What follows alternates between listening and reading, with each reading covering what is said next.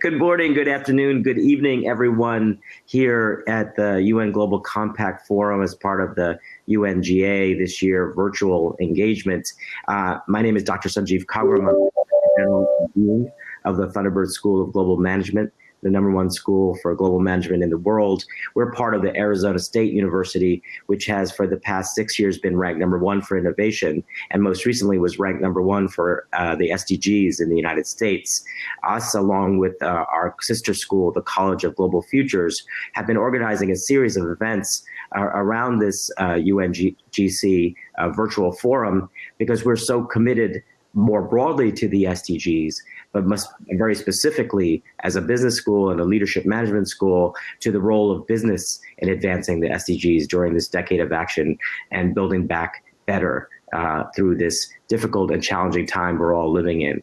First of all, I'd just like to make sure that everyone is, to extend our hopes and prayers that everyone is healthy and safe during these difficult times. We know that there is so much going on, not only with respect to the pandemic, but all the social issues, economic issues that are attendant to it and linked to it, and in some sense independent of it, but contributing to our current challenges and a sense of a sense of uncertainty and anxiety about the world. I just drove through the California, Oregon, Washington fires last week. And so after being in the fires of Australia, my partner Diana is an Australian. We were there for that. It seems the 9 months have been bookended by fires in Australia, fires here. And it just reminds me, and I think all of us, alongside many other natural events, that climate change is for real. There's no denying it. It is happening, and that we as a global community have to be better stewards of the planet. And that means that there are a lot of things we need to accelerate, amplify, and grow to scale if we want to make sure that we pass on a planet that's worthy of our children, grandchildren, and generations to come. Certainly, we have to rapidly accelerate and amplify our works on climate adaptation as well as climate mitigation. But this panel is very much about this historically missing, but no longer missing, third critical pillar of climate transformation. And that is what we call climate restoration, and more specifically, carbon removal.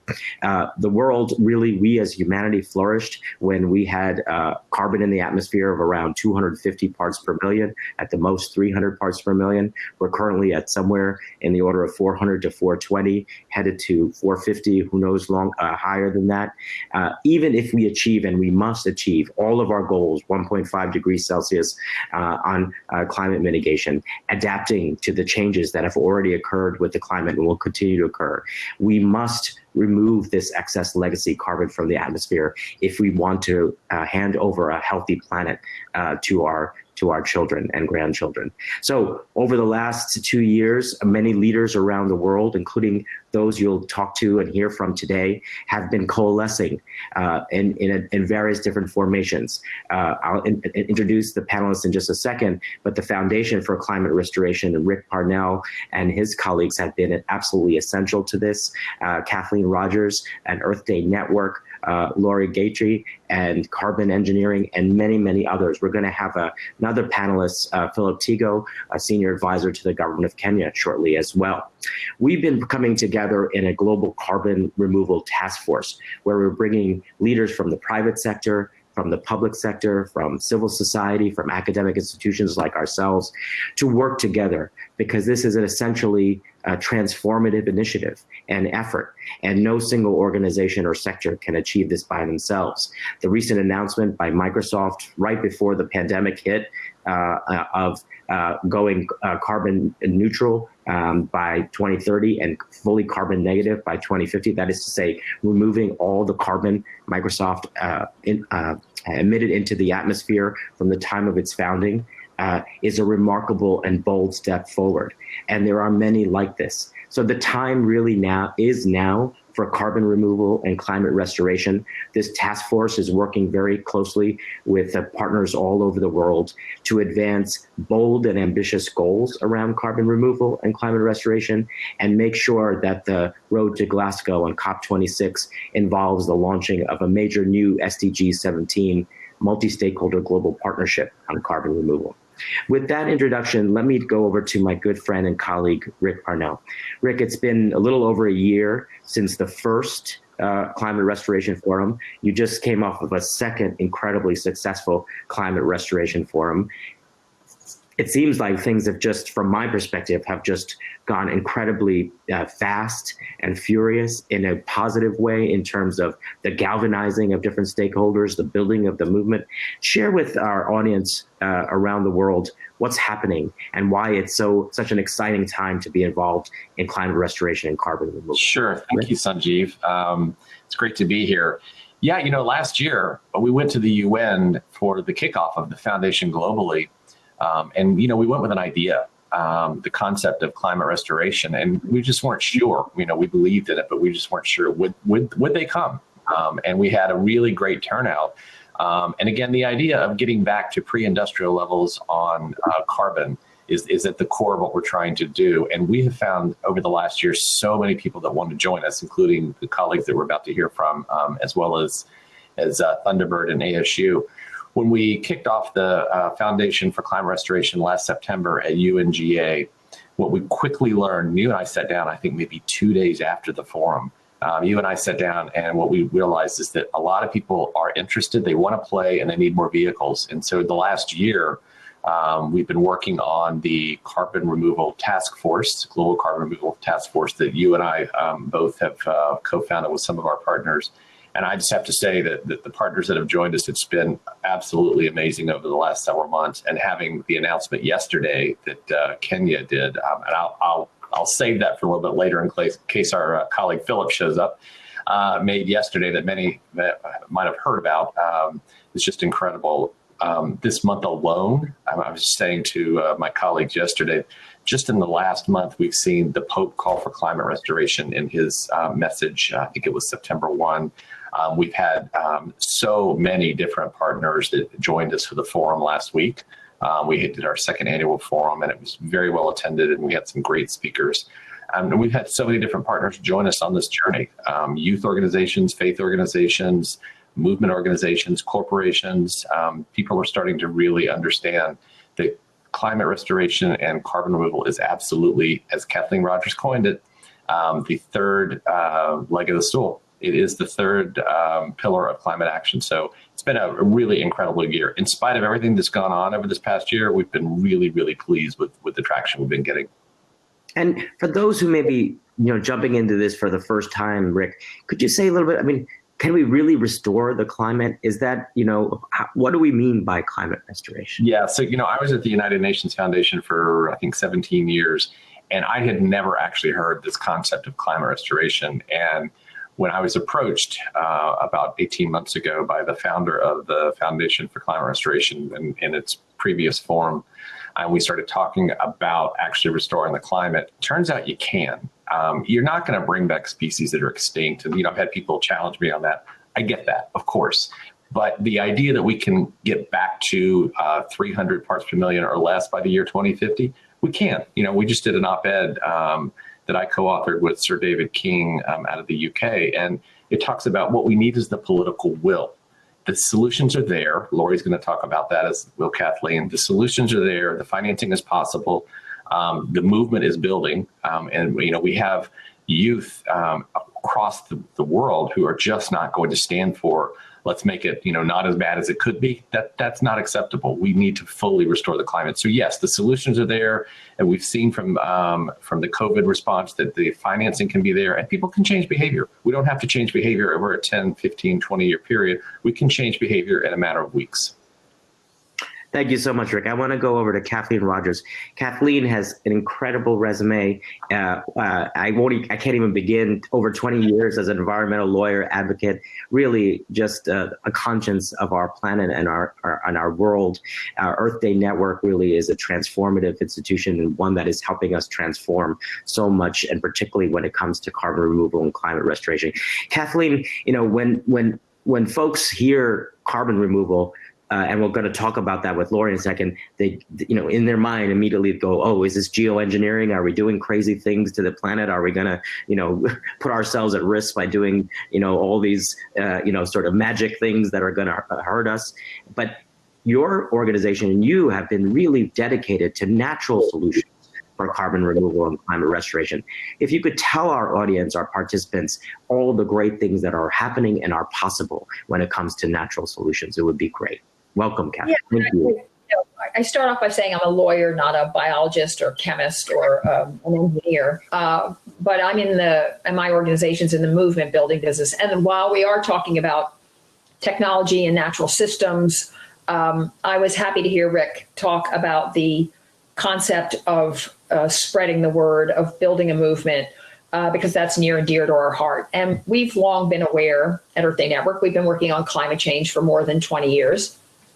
And have, like everybody else, focused on mitigation and adaptation. But I think it's produced a couple of results that that has driven us towards a restoration theme. And the first, while both mitigation and adaptation are practical, it feels defeatist. And as a result, we've seen this increasingly in the general population. While most people now know about climate change, they're not at all convinced we can fix it. And I'm not laying that at the feet of mitigation and adaptation, but it is super negative, and it's driving down public awareness, driving down support for change, and sometimes sending us in the wrong direction. And while we're now spending likely hundreds of billions of dollars shoring up our cities with what I call the mega sandbag-like projects, we could be spending that money removing carbon while we grapple with this continuing sort of resistance to the science of climate or the energy or positive feedback we need. And part of that's driven by global leaders and corporations, unlike the ones that Rick talked about, who care deeply about maintaining the status quo and who spend a lot of money. So to that end, Earth Day Network, which can drive an enormous conversation globally. I wish I had a slide on some of the Google research that's been done for us by Google, demonstrating the capacity of Earth Day Network and other groups, but particularly around Earth Day, around driving a conversation. So to that end, our theme for 2021 is to restore our planet. And with partners such as Foundation for Climate Restoration, we're running national and global ads promoting billboards across the country now. We're running natural systems regeneration billboards brought to us by Outdoor Advertising and some other partners. And as Rick said, we call it the third leg of the chair. We're focused on communicating that issue in a number of ways, but particularly and increasingly we'll get to both promoting an optimistic and scientifically defensible way to talk about saving the planet. And so restoration is the key to that. And so to that extent, and I can get into this later, our focus is both on nature systems, and to the extent we are comfortable, well-versed, and knowledgeable about technology, we'll also be pushing some of the technology solutions that Rick and others have been talking about, because I think it's exciting to build a global movement that views learning about technology, implementing technology. It's sort of a reverse race to the moon. It's a race to save the planet. And we can engender, I think, a huge amount of public support for technological solutions, both in the US and globally. Great. And when you think about, and when we think about the range of natural solutions, of course, there's a big focus on the planting of trees, right? The 1 million or billion or trillion, it depends, who you talk to, trees that we're going to plant over the next decade, which of course we're all in on. But what are some of the other types of natural solutions, Kathleen, that are really, really very sophisticated and can have a big impact in terms of carbon removal and climate restoration? I've spent a lot of time recently with Tom Lovejoy, who's an advisor to us. And one of the things I've learned is that ecosystem destruction is probably responsible for much greater share of the problem than we originally understood, which in Tom's view and mine is a good thing, because if we can restore hope, it's estimated that between 450 and 500 gigatons, roughly equal to what capacity our existing ecosystems have, if we can reduce atmospheric loading and keeping us below where we're going, we can actually use both the existing ecosystems and those that have been generated. And so they include, and going back to forests, we know, although let me say that the science is out on a whole bunch of different tree planting projects, it's not the greatest science. People are doing their best to estimate the value of trees and other plants. Bamboo, for example, is one of the forest systems that we're promoting because it's particularly good at storing carbon, among other things. But I do think it's a combination of new forests, using degraded land. And again, we don't need a mad rush to be focused on particular reforestation at this particular moment, as long as we're doing a lot of it. But again, it's very difficult to estimate exactly what we're going to do, but we're getting better and better at it every day. We could, in the United States, for example, with a massive reforestation program, store 0.5 gigaton a year in the United States, which according to WRI, another great partner, might cover all our annual emissions from agriculture. And I'll get to regenerative ag in a minute. But that's also a very serious part and central to our mission is farming and what we can do. And I think over the last couple of years, scientists are increasingly worried, not just about how we use soils to regenerate our farms, because there are many who say we'll run out of productive soils worldwide in less than 30 years. It's astonishing.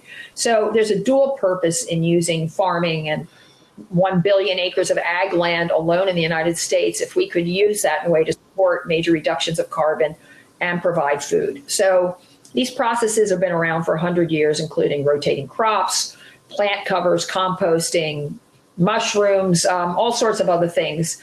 Planting plants that have deeper roots is being credited with huge capacity. And I think lastly, the one that we're looking at is oceans. We know the situation. We know how difficult it is for our oceans. They're struggling. I think of them as sort of a monolithic force, but we know CO2 can be dissolved by ocean water. So plants like algae and plankton that need CO2 and sunlight for photosynthesis makes sense to us. We view the ocean as potentially the largest farm in the world.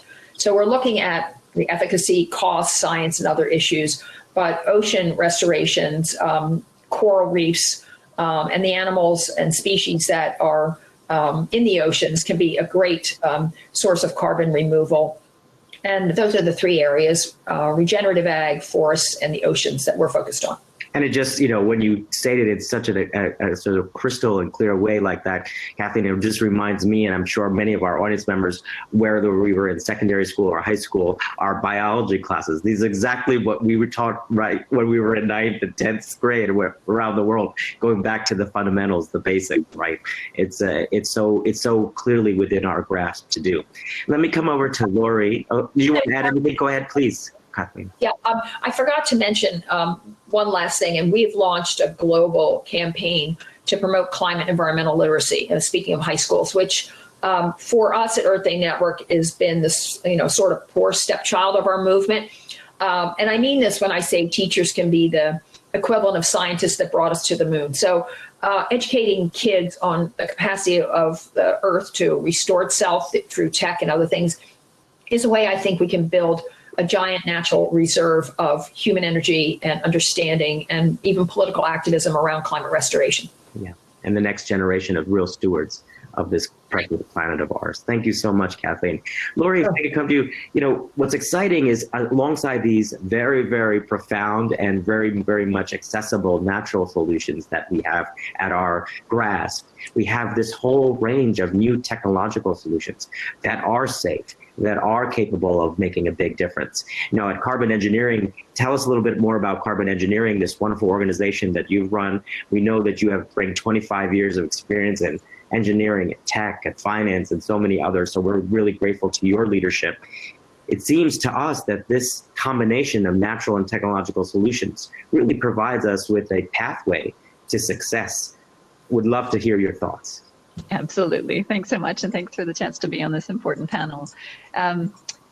Exactly right. I guess just a little bit of background. Carbon Engineering was founded back in 2009 by our founder, David Keith. And David was an advisor to Bill Gates on climate. And Bill said, what's it going to take? And David said, well, someone's going to have to figure out how to remove massive amounts of CO2 from the atmosphere. We are just adding too much CO2. And in addition to all of the other solutions, we're going to have a new solution that removes CO2 at gigaton scale. I guess before I launch into where we're at, it's important to understand that scrubbing CO2 from the atmosphere is not new. And some people think it's magic, but it's not. We've known how to do that at small scale. We put people in submarines and in spacecraft. We all breathe out CO2. And so in order to do those kinds of solutions, we had to be able to scrub CO2 out of the atmosphere.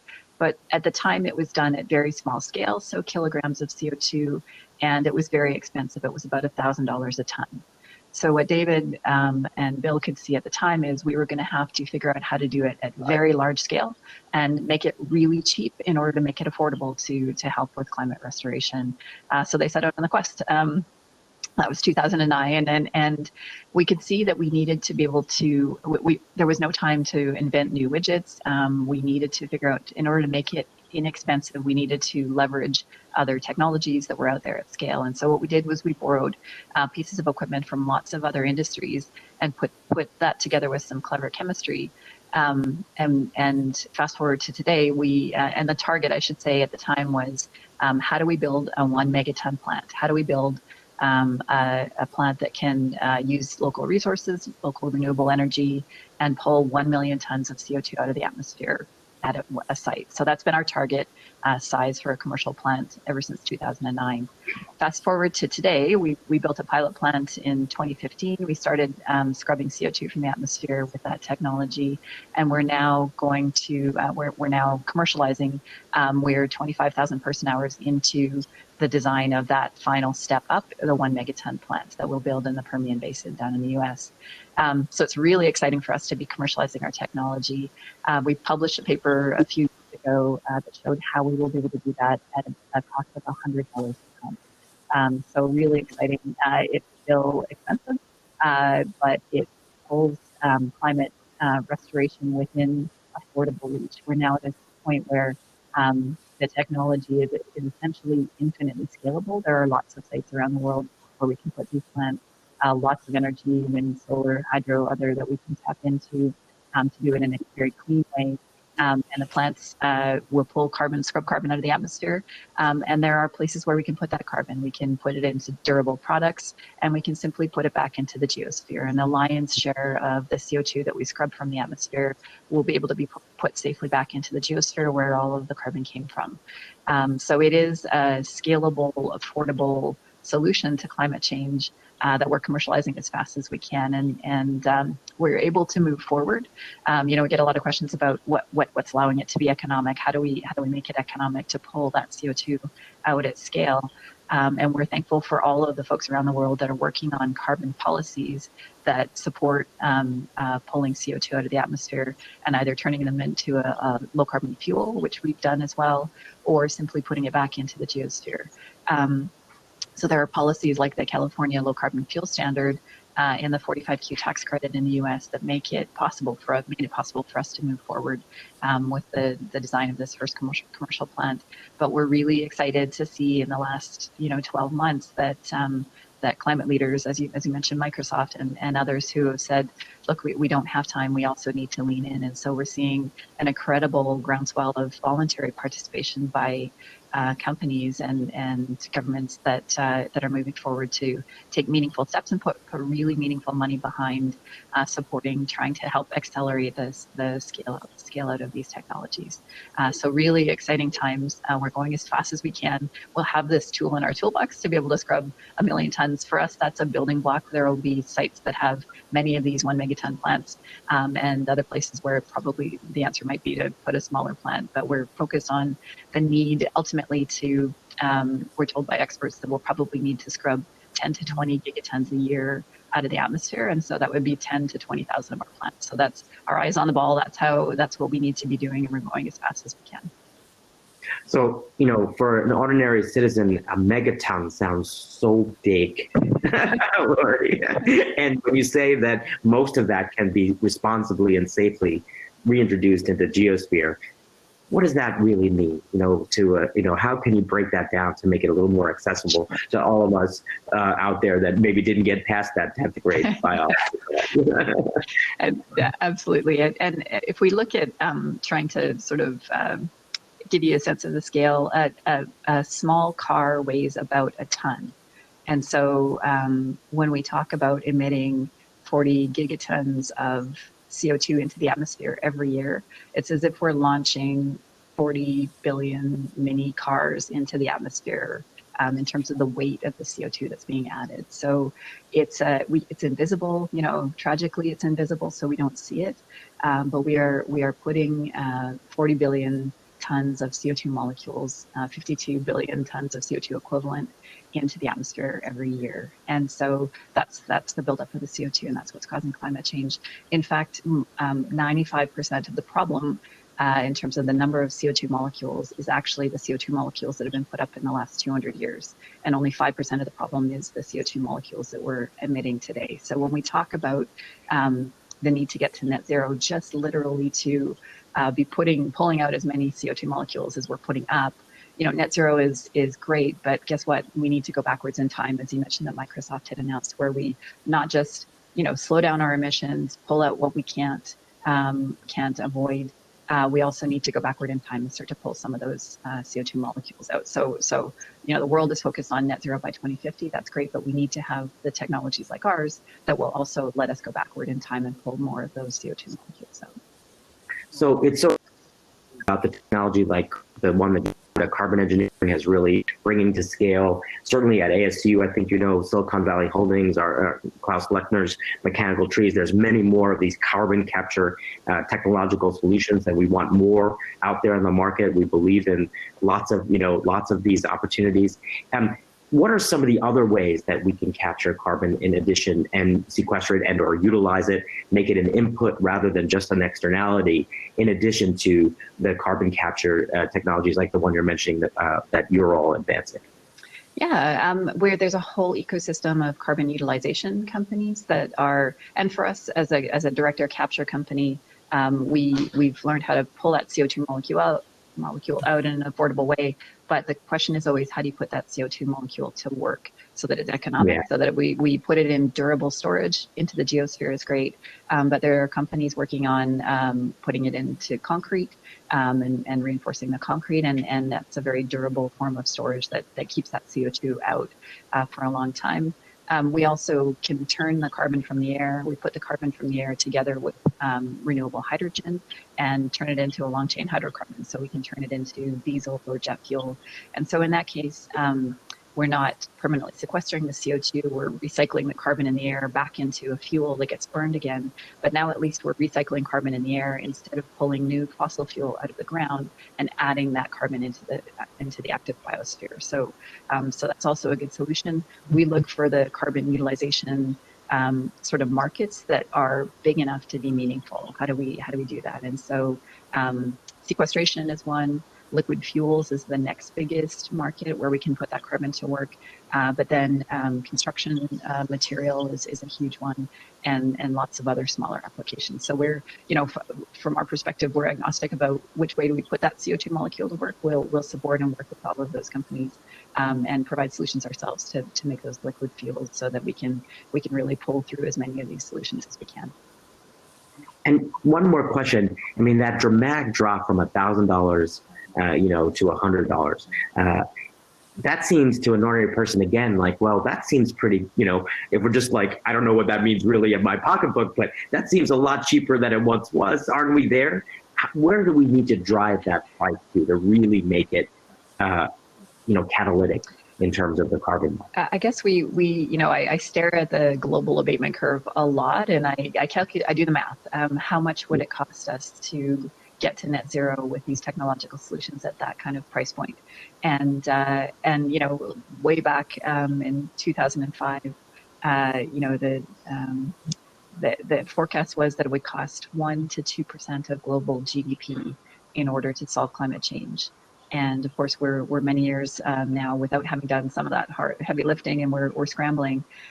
If you calculate what it would take to solve or to get to net zero with this technological solution, we believe it's absolutely achievable to do the end-to-end capture and permanent sequestration for $150 a ton. Price will come well below that. At $150 a ton, in addition to basically capping that abatement curve, and in addition to all the natural solutions that we have or any other lower cost solutions, once we put all of that together, that's about 6% of global GDP. So it's a mind-blowing sum, but it's also, you know, I get in trouble a lot because once I explain this, people say, well, just a minute, you're saying we could choose to solve climate change. We actually know how much it costs. We actually have the technological and natural solutions, biological solutions to do it. We're just choosing not to solve climate change right now. We could afford it if we wanted to, and now it's just a choice. And the answer is yes. And so that's awful in that we need to go faster, but it's great in that the solutions are in front of us. Are in front of us. Once the costs come down to levels that that we believe are achievable, it will be more like 2 or 3% of global GDP and not 6%. So it's already just that much, and it will become more affordable. And of course, there will be lots of other solutions, and we need an all of the above approach. And lots of other solutions will come online that are less expensive again. So we see direct air capture as sort of putting a cap on the cost. You can do as much of it as you need to. It scales as far as you need it to. And so hopefully there are lots of other cheaper solutions, and also we can use this tool in the toolbox now to go all the way to net zero and beyond to climate restoration.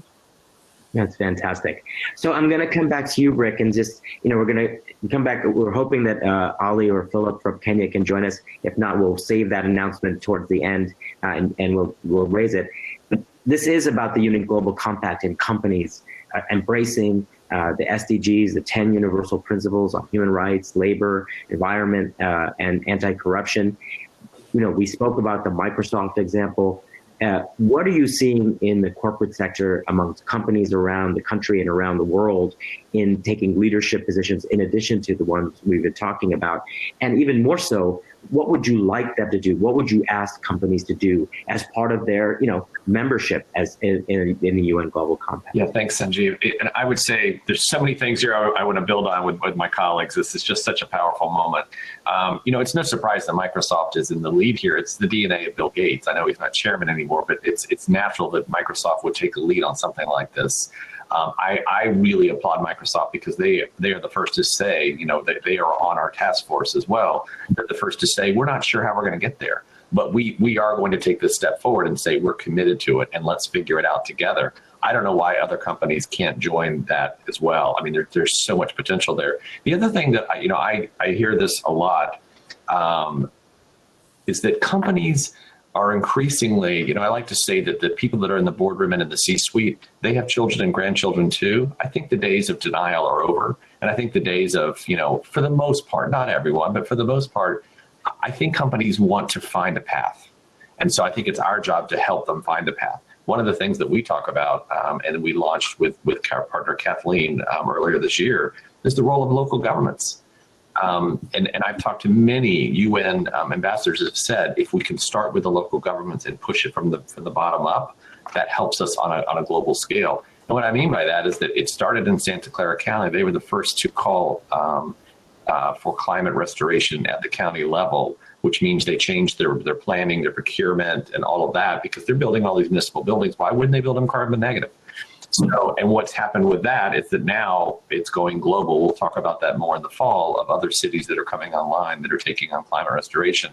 That's a great driver of business because as we talked about on a session last week, Sanjeev, the local governments can drive investment into some of these solutions. We just need the private sector to put the solutions out there to get them online, and it'll be a natural working together. So I want to challenge all companies. This is the Global Compact. I want to challenge all companies. Why not step forward and say that you want to restore the climate for your children and your grandchildren and for generations to come?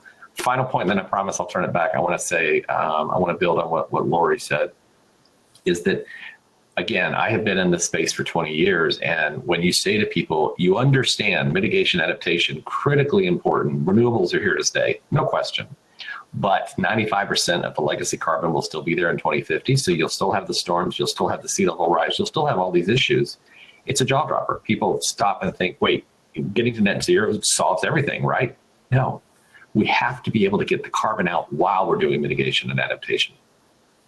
Yeah, Absolutely. And that, if there's one message we hope gets communicated, that's certainly it, alongside all these other ones.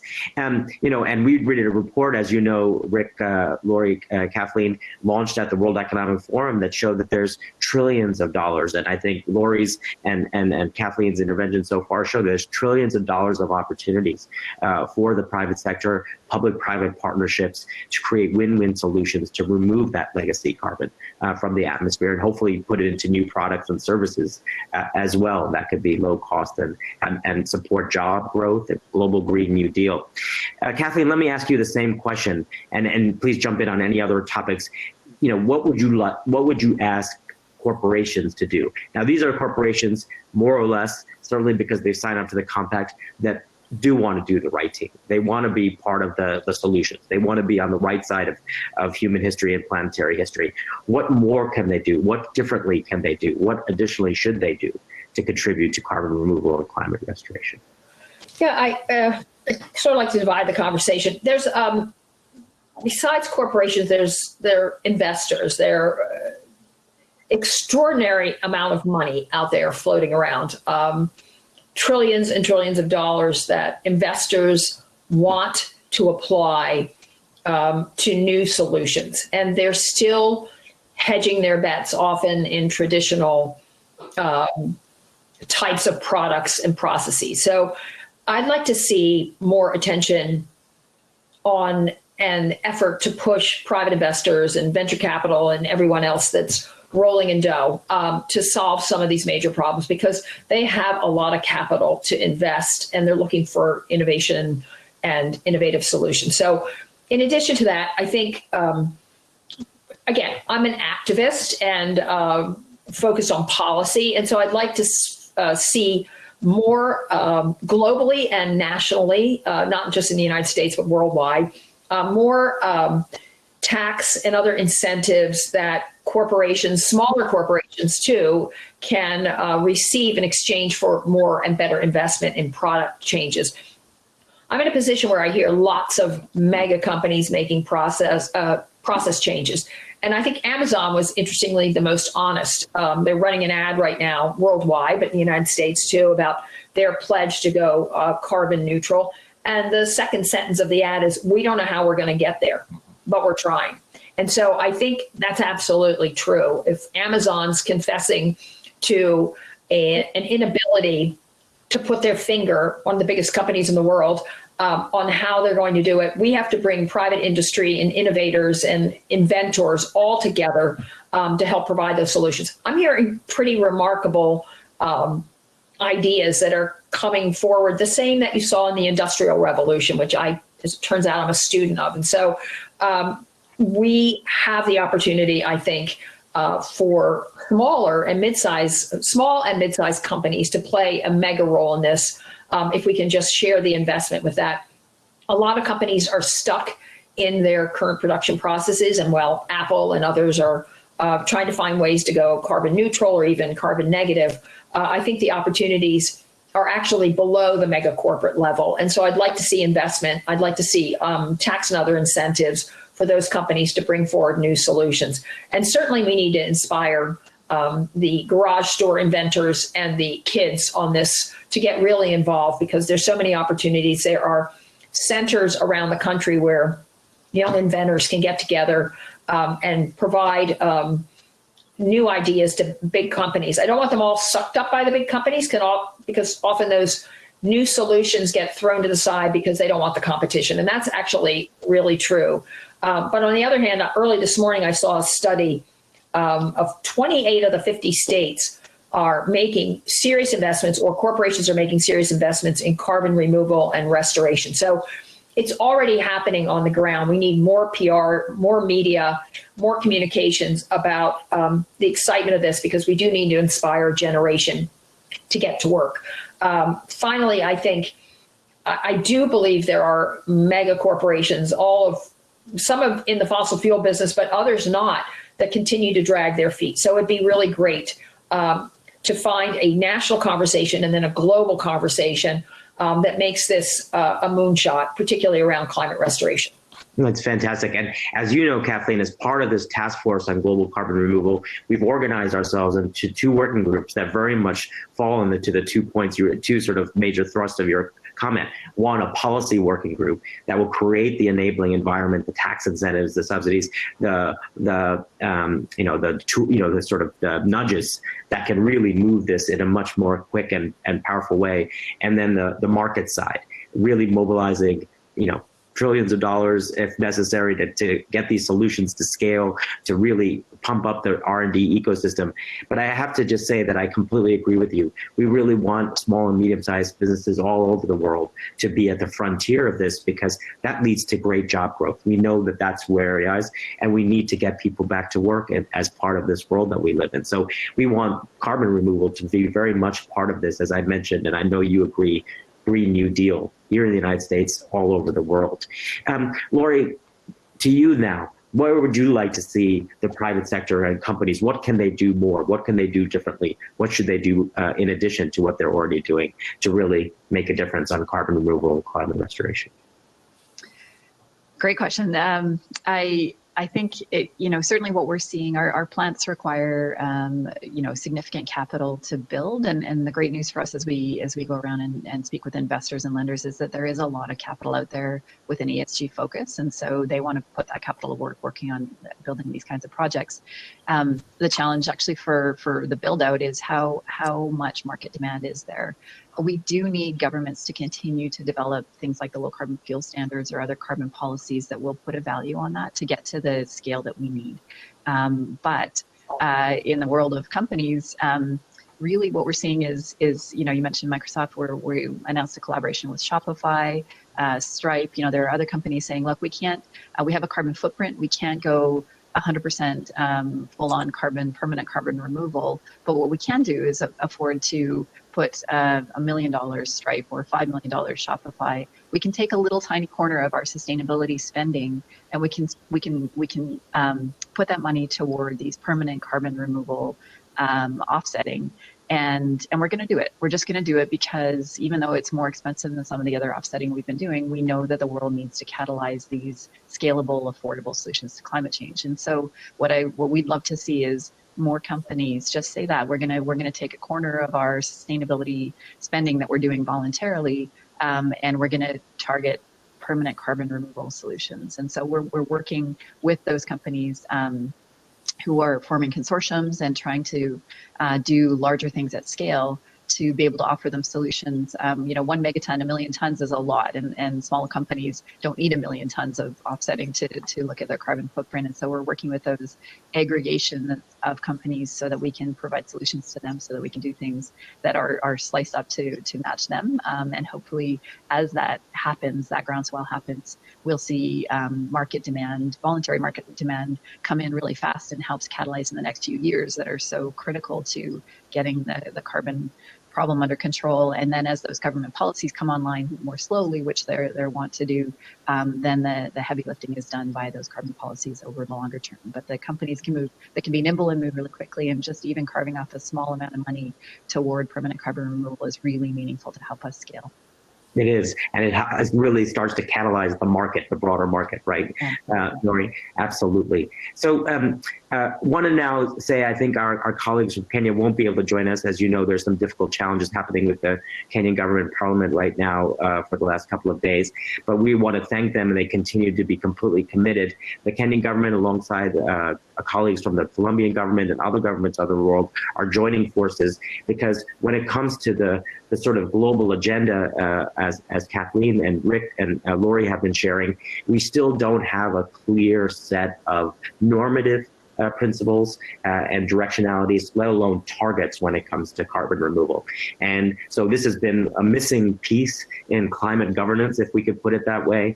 And so with the kind of leadership of the Kenyan government, which we're so grateful to them for, there's going to be an advancement of a UN General Assembly resolution on carbon removal, really focusing on a set of principles, calling for action at all levels, at the national level, by member state, at the local level, as Rick was saying, in partnership with private sector and civil society around the world, and to make very bold and audacious targets about removing legacy carbon, and getting us to COP26, where we can launch a global multi-stakeholder SDG 17 partnership on carbon removal. So we're really, again, incredibly grateful to the leadership of Kenya. We know that they're going through some difficult times at the particular moment, couldn't join us, but they have been stalwart since the beginning. I often say when I first spoke with Ali Mohammed, the climate advisor to the presidency in Kenya, about our work together with Rick and colleagues here, I said, I sort of tentatively said, what do you think we could do? And he said, we have to be bold and audacious. We have to be ambitious. There's no time to wait. And it's that type of leadership, like we've been talking about the Microsofts and many others of the world, Carbon Engineering, Earth Day Network.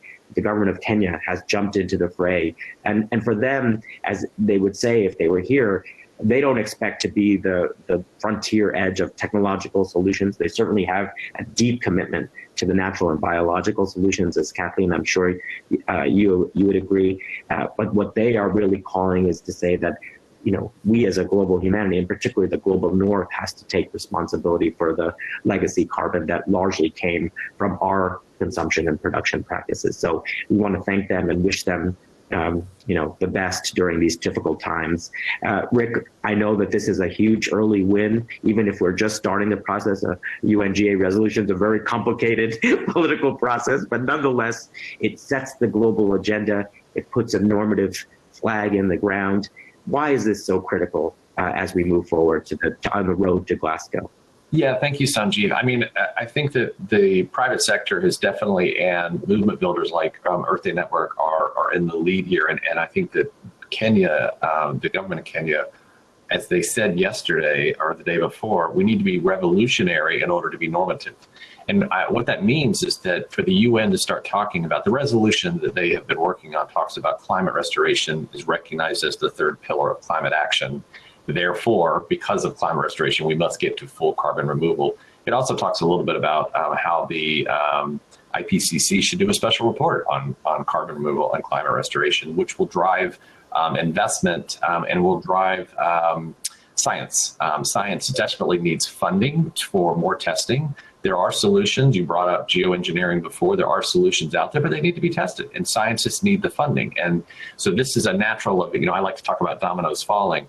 I think this is the first of a domino that gets us to COP26, as we call it, the road to Glasgow, over the next year, building out this network of supporters calling for full climate restoration and all of the different pieces of what that means. A report, a strategy coming out of COP26. I think that, Kathleen is definitely the global lead on this, but people using their voice and saying, I want this. When we did our forum last week, we ended the 5-part series with a session on movement building. And it's amazing, the youth, the faith, so many people want this. And I think it's time, and I applaud Kenya for taking the lead on this. It's time for the UN processes to get involved.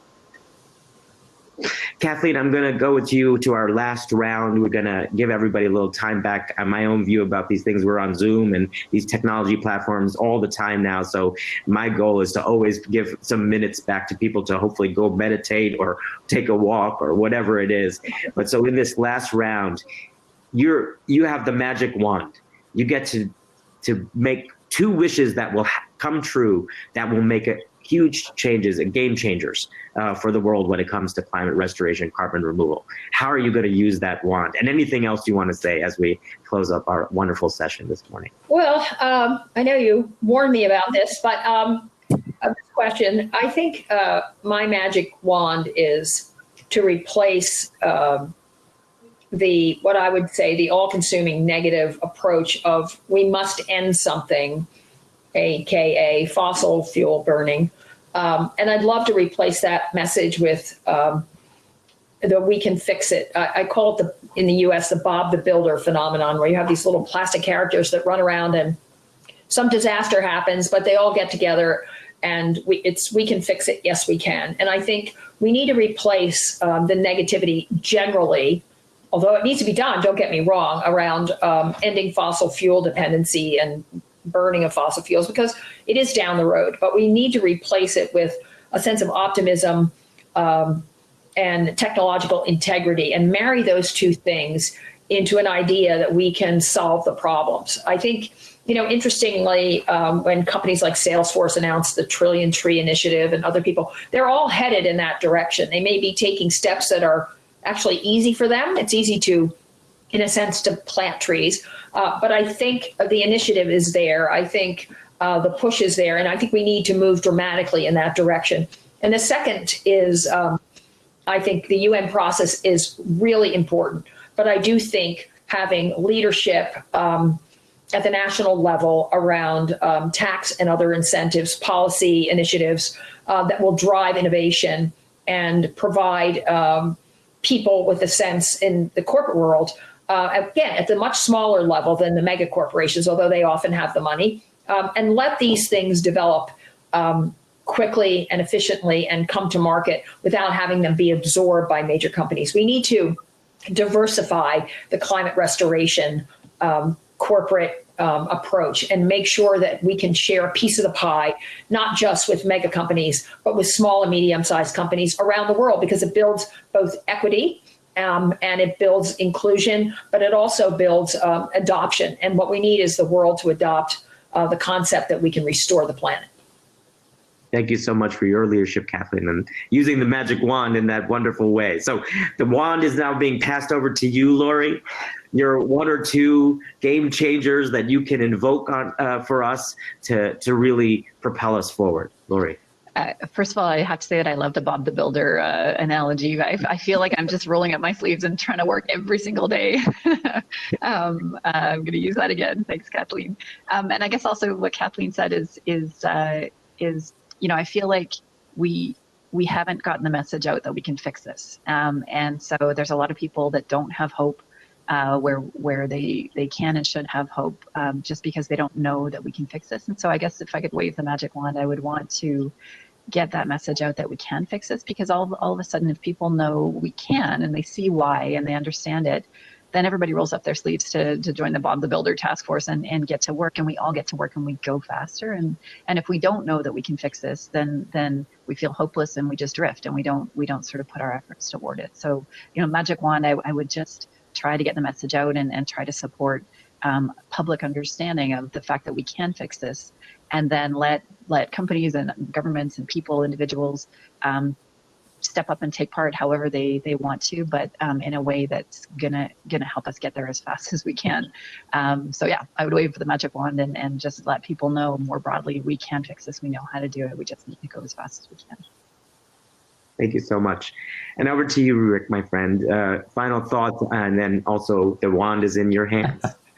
So I would say that I want to take the magic wand and I want to tell everybody that's watching globally, you have your own magic wand. It's called using your voice. Stand up and demand this. Work with people like Kathleen Rogers and companies like what Lori is doing. But you can demand that this happen. With the forum last year, we had a young high school student, 17 years old. She came to the forum, knew nothing about climate restoration. Who did?